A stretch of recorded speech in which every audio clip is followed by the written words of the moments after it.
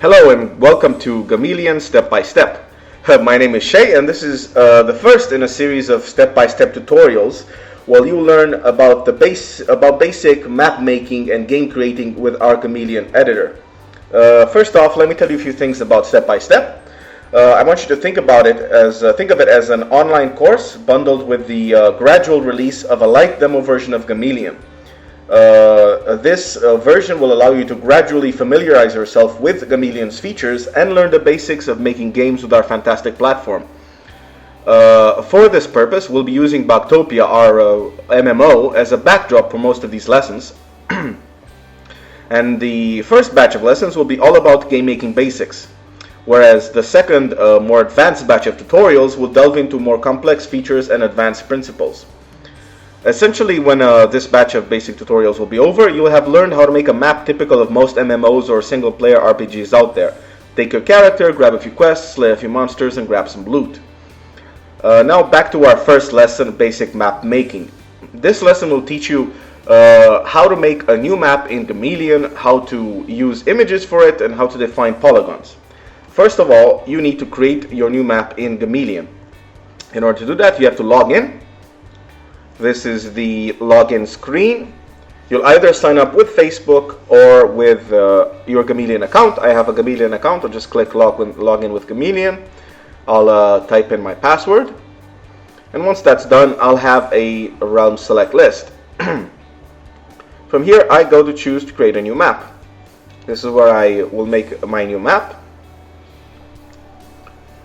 I will name my new map The Forlorn Cavern. There we go. I'll hit create, and this is how the editor looks like so far. Now, first things first. You'll notice in the lower right corner of the map, right under Save Map, it says Create Mode. We're in the polygon creation mode right now. But first of all, you need to actually add a map image for your game. There are a few things that you need to consider. First of all, on the left side of the screen, you'll see that we have two separate labels. You have outside map and inside map. Now, this is a principle we have for most of our games. Think of it as a sort of phasing, whereas a map can have two separate layers that the player can switch through while playing the game.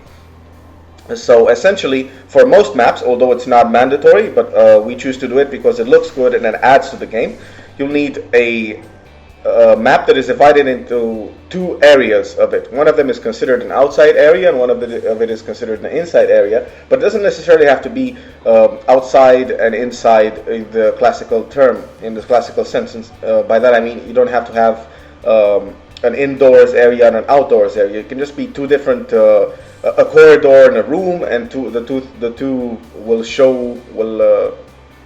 will display exclusively. I'll show you what I mean in a second. Here we have our maps. These are we have an outside map, an inside map, and a limbo map. Now, first of all, I'm going to drag and drop the outside map. I'm going to click it, I'm going to drag it, I'm going to put it into my editor. And there we have the outside map. Now, I'm going to go to the inside map label, the first one on the top, and I'm going to drag my inside map on top. It has changed it. Now I'm going to go back to outside, and I'm going to select the second in the row of images, and I'm going to drag my limbo map. I'm going to tell you about this limbo map in a second. I'm going to do the same for the limbo map with the inside. Now what essentially is, the limbo map is the map that players see once their character has died. Consider that it's sort of a spiritual world, and it is not mandatory. Again, it's not mandatory for your maps, but we do it to add extra depth. Otherwise, if you don't set an inside or an outside map or a limbo map, it'll just use your standard outside map as a template and fill all the other ones automatically. So this is essentially how your map looks like. We're going to start to define polygons now. First things first. You'll notice we are in the create mode. First of all, I'm going to hit save. Now this saving is going to take a while at first, but then it's going to go really smooth. Right now it's processing the image, so that's why it's going to take a while. It depends, of course, on the image size and the image quality. And the map has been successfully saved. Now we can go on to creating polygons. When we are in create mode, you'll notice that every time I click, I'm going to hide these elements. Every time I click on the screen, it places a dot. Now these dots represent corners to my polygon. So if I do this, and I click around for a while, following the contours of the map that I've just created, and right at the end, when I'm almost done closing the polygon, I hit shift, and I've created a new polygon. And basically I have to repeat this process for the entire map. So I'm just going to go ahead. Always make sure that when you create polygons, you have to snap them to existing nodes. So for example, when I'm going to make the next polygon, it's going to be right next to the one I've just created. I'm going to click one of the nodes. I'm going to keep creating. I'm going to select the existing node, and I'm going to hit shift, and that's what's going to happen. And every time I create a new polygon, it's really important that I align it to these other nodes. So for example, I'm going to keep doing another polygon. I'm going to click this node, this node, this node, this node, and this node, and there we have it. I'm going to keep making the map. I can scroll down left or right using my arrow keys. I'm going to hit shift, and I'm going to close polygons. And I'm going to continue to make polygons for my map, accounting for both obstacles and areas the player can roam through.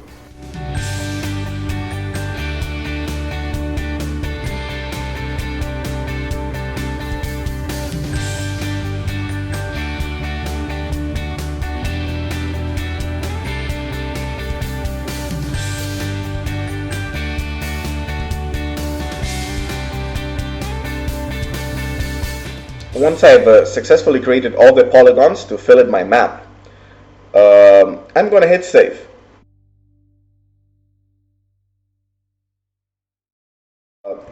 And now what we have basically is we have a whole bunch of green polygons overlaying our map image.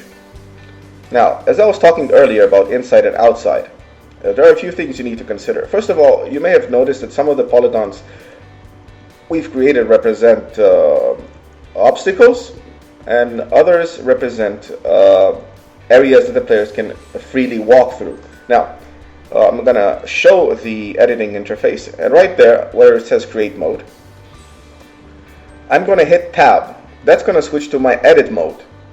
Now the edit mode allows me to edit polygons I've already created. For example, if I click the first polygon, you'll see a drop down list. I can name the polygon if I choose to, and I'm going to name this one entrance.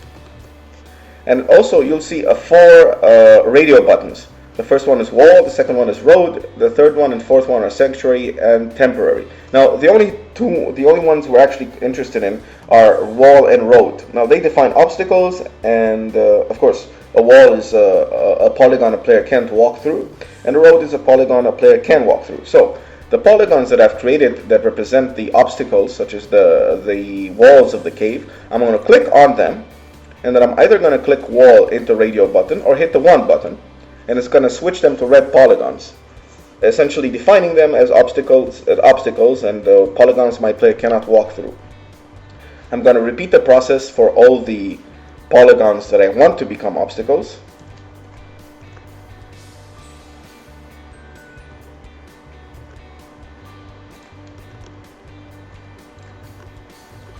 And now that I've done that, I have instead of having a whole bunch of green polygons overlaying my map, I have a whole bunch of green and red polygons overlaying my map.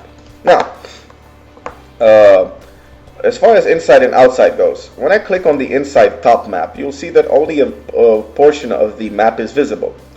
Now, in order to tell the game which part is inside and which part is outside, I'm going to select using the edit mode, I'm going to select the polygon right here that represents the inside part of the map, and I'm going to make sure I'm going to tick this check button that says inside polygon. Now whenever the player walks from another polygon to this one, the game will know to switch to the inside map image.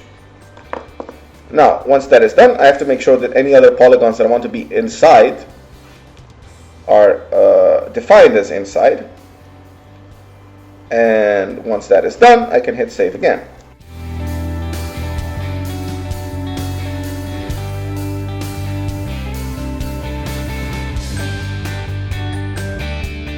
There's one more thing I have to do before I can go actually in the game and view the map that I've created. Keep in mind this is a very simple map, it's a very simple lesson. It's just creating a map visually. It has no sound effects, no monsters, no nothing. In order for me to actually be able to walk onto the map, I'm going to go to onto my right hand side interface. I'm going to hit Map Properties. I'm going to click Faction Start Point, and a cursor will appear. I'm going to put that cursor where I want the player to spawn whenever he enters my map. I'm going to click it there. Now that I've created that, I'm going to hit Save again.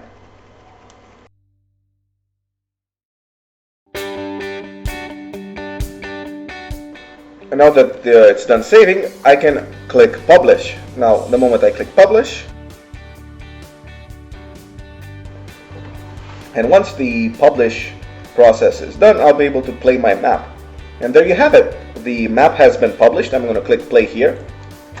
It's going to take me to my character list, and I'll be able to enter the map with one of the characters in Bugtopia. And it's going to take me to the realm that I've published the game on, and I see a character list, which right now is empty. I'm going to create a new character, and I'm going to call him Lefty. Her. Actually, it's an ant. Using this ant, there we go, I'm going to click OK. And then I'm going to click the green Enter Realm button. And there you have it. The map that I've just created is live. I can walk around, I can do anything I want. Okay guys, that concludes our map making lesson. This was part 1 of the basic batch of tutorials making a map. You'll find enclosed all the resources that we used, especially the 3 images. And if you have any questions, feel free to ask us. We'll be around. So see you next time.